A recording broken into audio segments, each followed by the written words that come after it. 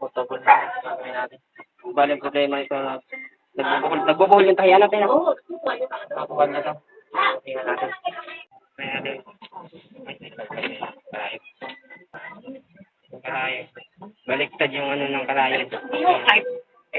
Kahit ito, kasi ito yung bilog niya. Ito dapat yung flat. Meron talagang ganito. Marami rin nagkakamali nito. Ito yung flat niya, di ba? Oo. Saan yan? Nakaharap dito? Ito naman yung walang ano, buka niya rito sa ilalim. Ito dapat, andito yung sa likod yung may upo. Dapat sa likod yung ano? Ay, sa harap? Tapos ito, bilog naman to rito. Oo, bilog ko yan. Dapat ito, nakaganyan dapat yan. Kasi Yung bilog yung nasa inyo. Nasa harap? Marami talaga nakakakamali dito. Palitan po natin ang karayom na eh. So, ito yung tama. Di ba ito yung flat? Andito rin dapat yung sa baba ang uka. Ayan o. Mahirap magpaliwanag na walang maghahawak ng camera sa atin. Kaya hindi niya talaga man. Ayun, tandaan nyo. Ito yung flat. Tapos ito rin yung uka sa baba. Tapos ang nakaharap dapat sa inyo, itong bilog. Yung paglagay nyo yan dito, nakaharap sa inyo yung bilog. Itong bilog. Bilog yan nakaharap sa inyo. Yung flat doon yun. Yan. Dapat nakaganyan. Ay, kaya nagbubulbul. Maraming nagkakamali sa ganyan. Kung maraming tayong vlog dito, kaya sundan nyo lang talaga yung mga vlog natin. Matututo kayo dyan. Hindi kayo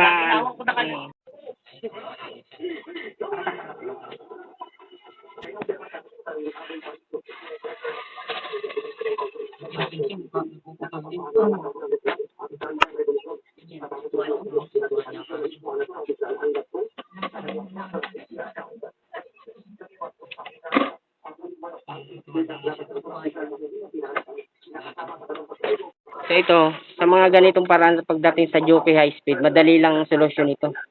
Madali lang ang solusyon ito. Pag mga portable, mahihirapan talaga tayo pag mga portable. Lagi niyo tandaan yan. Ako sa dami ko nang ginagawa, mga portable. Sabi ko sa inyo, mas madali pang gawin ang Jockey High Speed kaysa rito sa mga portable. Lagi niyo tandaan yan. Madali pa yata kayo singin. Maano lang din. So, check natin dito sa timing. Check natin.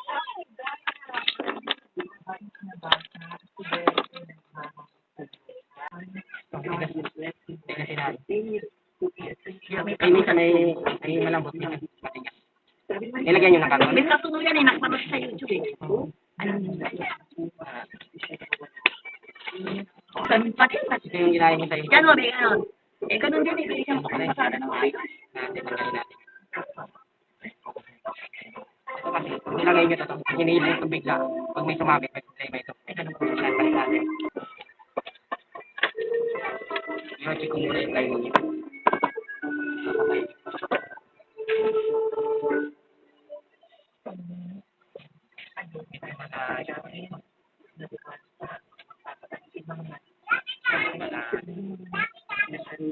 Timing niya, layo.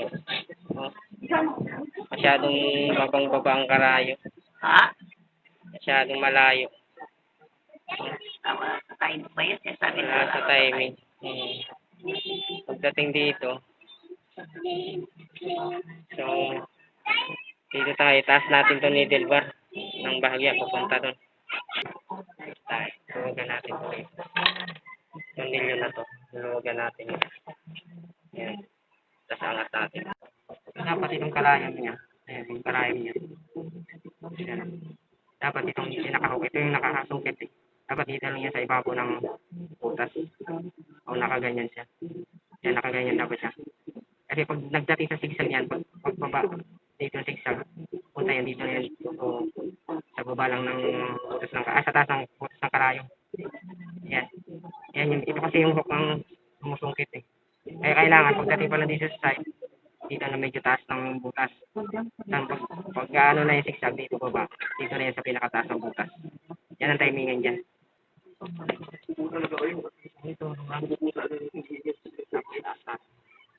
Sumobra naman.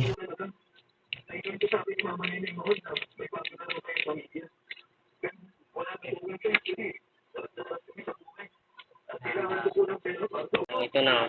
Ito na yung timing natin na tinaas natin yung needle bar. Pagdating dito, ayan o. Ayan yung hook niya.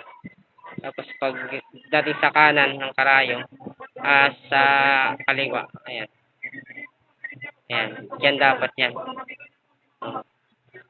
Kaliwa yung karayom tapos pagdating dito sa ikutin natin.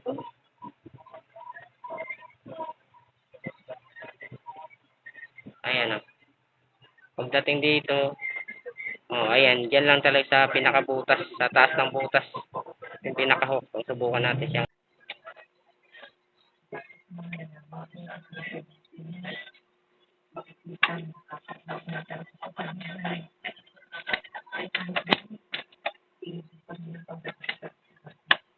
Ayan, taas.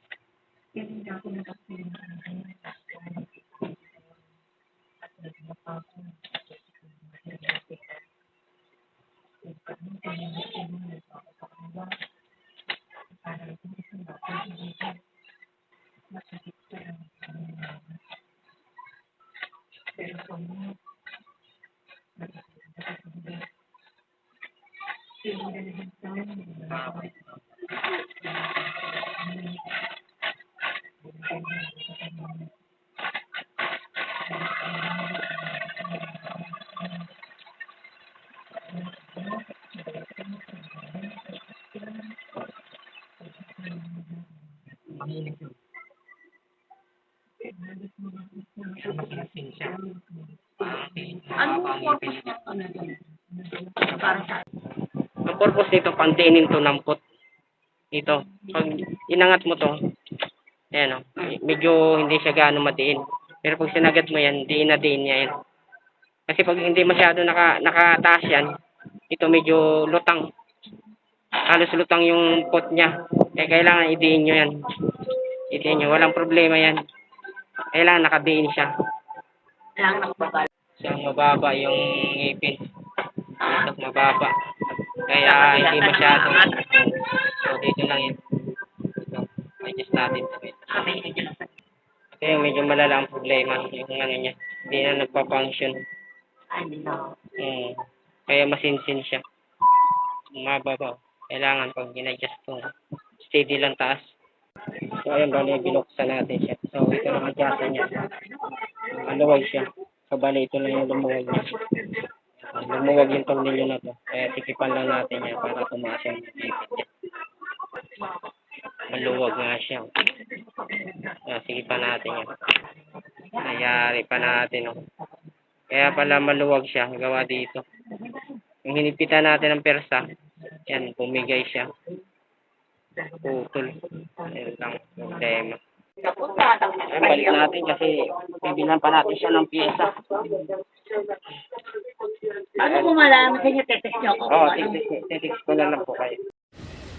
So, bali ito. Bali, wala tayong nakitang pyesa nito. Nilipot na natin yung bilihan dun sa southbound. Pero wala talaga tayong makuha. Ay, nako. So, gawa na lang natin ng paraan to.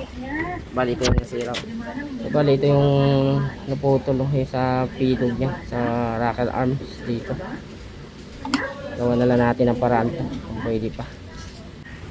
So, bali, yung ginawa natin ng paraan to. Matibay na to. Alin? Ginawa na natin ng paraan. Ay, ito. Nilagyan na natin siya ng ano niya rito. Tapos nilagyan natin ng alambre. Pero kaya na to kahit hindi na lagyan ng alambre. Hindi na kaya bibigay ko yan. Hindi na ito. Matibay na to. Hindi na yan kasi ito lang naman ang ano to. Ayan. Goods na yan. Ito na yung nakakatibay dyan. Ayan, ginawa natin ng paraan. So, ayan. Goods na siya.